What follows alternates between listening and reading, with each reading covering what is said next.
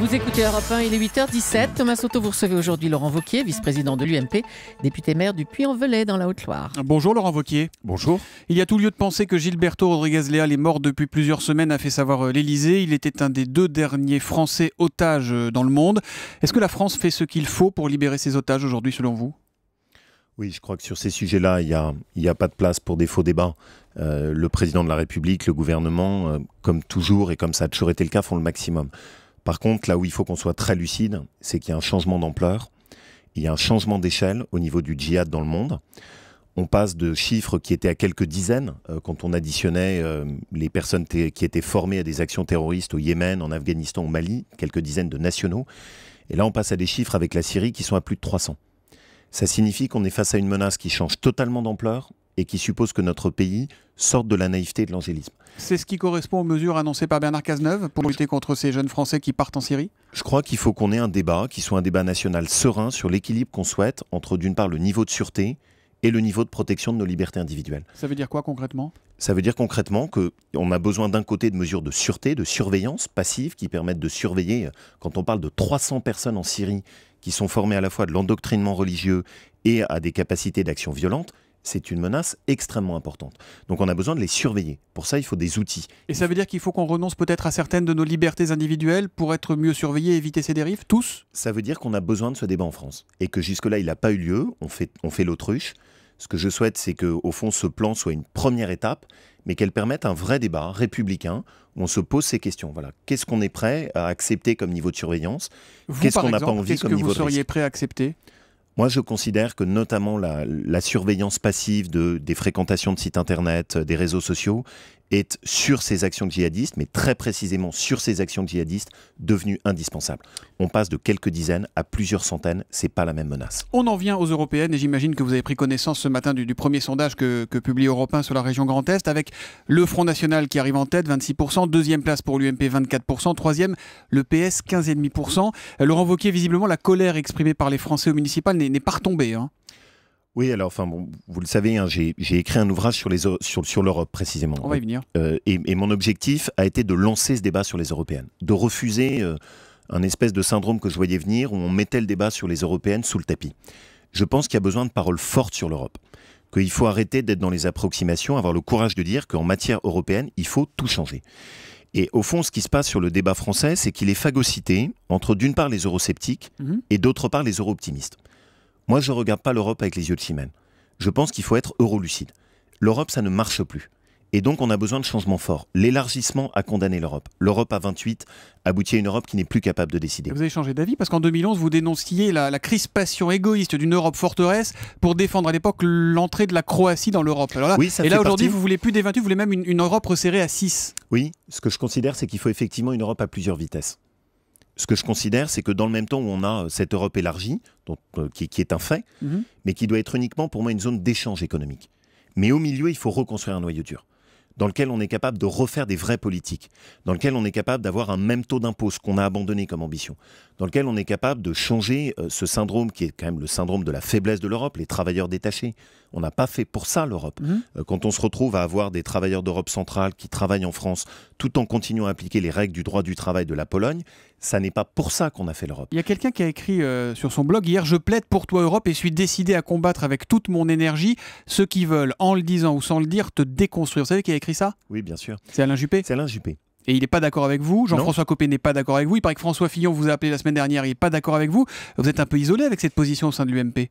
Ce que je crois surtout, c'est qu'on a besoin effectivement d'une vraie réflexion. Et oui, c'est vrai, tout le monde ne partage pas mon opinion sur le sujet.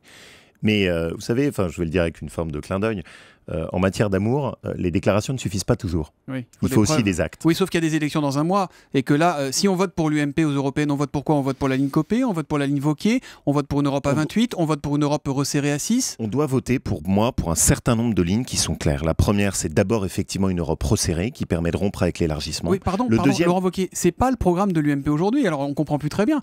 Ce que vous dites, en fait, vous avez beaucoup de revendications qu'on retrouve au Front de gauche, qu'on retrouve chez Nicolas Dupont-Aignan, qu'on retrouve chez Marine Le Pen, mais qu'on retrouve pas à l'UMP. Non. Si. Par exemple, cette proposition d'avoir... La sortie de Schengen, un protectionnisme européen contre l'entrée de la Turquie et l'élargissement, politique industrielle européenne qui permette l'émergence de nouveaux grands projets. Est-ce que juste vous me permettez de vous dire quelques petits mots ? Allez-y. D'abord, oui, il y a un débat à l'UMP. Oui, il y a un débat, tant mieux. J'assume le fait qu'il y a un débat. Je pense que sur l'Europe, il y a besoin d'un débat. C'est la première chose. La deuxième chose, c'est oui, je ne suis pas d'accord avec l'ensemble des personnes de ma famille politique sur cette question. On a des différences d'approche. Et je pense qu'effectivement, en matière d'Europe, il faut arrêter de faire semblant. Ça ne marche plus et donc il faut que ça change. Après, il y a des propositions, et des propositions simples. Je pense qu'il faut une dose de protectionnisme. On va prendre un exemple. Oui. On a mis des milliards d'euros pour développer les panneaux photovoltaïques. On n'a pas mis une seule clause pour faire en sorte que ça bénéficie à des entreprises européennes. Les panneaux photovoltaïques qui ont été installés par les programmes européens ont été faits par des entreprises chinoises. C'est une absurdité. Dans le même temps où à l'inverse... Le protectionnisme, c'est une idée stupide, dit Alain Juppé. Le protectionnisme, c'est très bien, disent Marine Le Pen et Jean-Luc Mélenchon. J'invente pas. Oui, c'est vrai. Et c'est vrai qu'on a un débat à l'intérieur de notre famille sur ce sujet. Marine Le Pen plaide pour un protectionnisme national. Je pense que ça n'a pas de sens. Je plaide pour un protectionnisme qui soit un protectionnisme européen. Laurent Wauquiez, on se met à plusieurs États membres pour protéger nos entreprises. Mais ce que je dis, est-ce qu'il y a 20 ans, c'était pas ce pour quoi on plaidait? Il y a 20 ans, vous en souvenez peut-être, Thomas Soto, Jacques Delors plaidait pour la préférence communautaire. C'était pas le FN, c'était pas l'extrême gauche, c'était à l'époque une Europe qui savait où elle allait. C'est cette Europe-là qu'on a perdue et que je voudrais qu'on réactive. Donc vous voulez réactiver l'Europe et lui faire clairement changer de direction. Est-ce qu'il faut faire comme les Anglais? On sait qu'en 2017, ils vont voter sur leur appartenance à l'Europe. Est-ce que vous dites qu'en France, il faut un référendum, peut-être sur cette Europe à 6? Si vous avez lu mon livre sur ce sujet, je plaide pour un référendum. Pourquoi? Je ne crois pas que vous construisez l'Europe contre la vie des gens. Je ne crois pas que les Français soient euro-sceptiques. Je crois juste qu'ils veulent une autre Europe, qu'ils ne veulent pas cette Europe qu'on est en train de leur proposer. Et donc oui, je pense que ça passe à un moment par le fait de proposer un référendum aux Français sur la question de l'élargissement, sur la question des politiques industrielles et du niveau de protectionnisme qu'on souhaite mener, sur la question de Schengen. On évoquait les problématiques de djihad. Schengen ne fait que renforcer nos problèmes. Vous évoquiez une Europe concrète. Où est l'Europe sur ces questions? Sauf qu'un référendum, on sait que la réponse est non, surtout dans le contexte actuel. Je vais revenir à notre sondage européen. Non, je ne crois pas à ça. Quand le Front National arrive en tête que 57% des artisans et commerçants dans le Grand Est votent Front National, veulent voter Front National, que c'est 55% chez les ouvriers aussi, il y a quand même un problème qui va au-delà des problèmes institutionnels européens, non? Mais vous savez pourquoi? C'est précisément parce que nous, on ne dit plus rien sur l'Europe. Quand on laisse au FN le monopole d'un discours sur l'Europe et sur ses limites, et dont il tire une conclusion qui est à mon avis une mauvaise conclusion, qui est celle du repli national, on se fourvoie. On a laissé le débat européen totalement accaparé entre d'une part ce thème du repli national et d'autre part les Eurobéas. Eh bien je crois qu'il y a une autre voie. Vous ne pensez pas que les Français s'en moquent de tout ça, que ce qu'ils ont leur problème c'est la fin de mois, c'est la retraite, c'est comment soigner, et qu'ils vont se servir du scrutin du mois prochain comme d'un exutoire? Pardon. J'ai par exemple des problématiques industrielles chez moi. Le fait de savoir que j'ai des entreprises qui ferment parce qu'on n'a pas été capable de faire en sorte qu'elles bénéficient d'un marché public sur le photovoltaïque.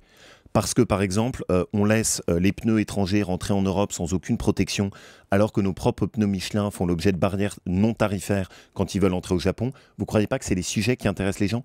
Je suis convaincu qu'il y a une profonde erreur sur une chaîne qui s'appelle Europe 1. Oui, le débat européen peut être concret, à condition qu'on sorte un peu des postures et qu'on accepte de dire on peut avoir envie d'Europe, on peut dire que l'Europe ne marche pas et on peut avoir envie de la changer. C'est cette liberté que je revendique. Votre famille politique. Deux petites questions pour finir. Une sur le pacte de responsabilité.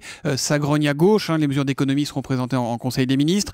À droite, certains trouvent que ça va dans le bon sens. Vous le voterez, vous, ce pacte de responsabilité en l'état, de ce qu'on en sait? Moi, je suis très simple. Je le vote s'il y a des mesures d'économie sur le fonctionnement administratif. Vous avez fait une très belle chronique avant, disant que le nombre de fonctionnaires continue à augmenter. La réalité, c'est que pour l'instant, dans ce pacte, on va toujours piocher dans la poche des Français. Donc pour moi, à ce stade, ce sont des augmentations d'impôts déguisées. Ce que j'attends, c'est des économies sur le fonctionnement administratif. Et est-ce qu'il faut revenir sur le gel des toutes petites retraites, comme le demande une partie de la gauche? C'est la même philosophie pour moi. C'est l'équilibre pour l'instant, quand je regarde le pacte, c'est l'essentiel. Oui, mais ça doit être une priorité de revenir sur ce gel des petites retraites? La priorité, c'est de faire des économies sur le fonctionnement administratif. Et donc, ces économies sur le fonctionnement administratif, si ça permet de revenir sur la non-augmentation des prestations sociales, ça va dans le bon sens. Mais ce que j'aime pas, c'est quand on dit juste les petites retraites. Pour moi, il y a aussi les retraites des classes moyennes. Il y a aussi les salaires des classes moyennes. Il y a ces millions de Français qui ont pris dans la figure les augmentations d'impôts. Ce qui me gêne, c'est que quand on a augmenté les impôts, on a beaucoup pensé aux classes moyennes. Quand on pense à faire des petits gestes, en général, on les oublie. C'est un point de vraie divergence pour moi. Dernière question, par oui ou par non, vous serez candidat à la primaire de l'UMP en 2016?